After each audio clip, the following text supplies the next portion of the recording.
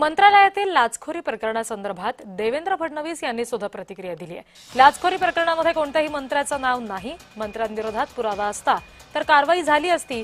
एसीबीला कारवाईसाठी पूर्ण स्वातंत्र्य दिलेलं आहे असं सुद्धा फडणवीस म्हणाले।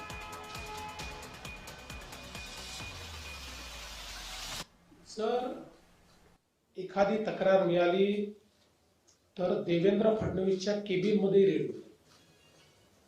त्याचा काही देवेंद्र फडणवीसशी संबंध नसतो, त्याचा काही नरहरी झिरवळशी संबंध नसतो।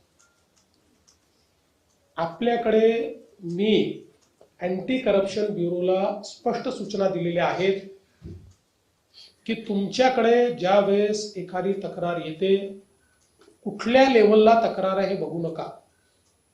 त्यांना पूर्णपणे मी स्वातंत्र्य दिलंय की तुम्ही त्या ठिकाणी जाऊन कारवाई करा।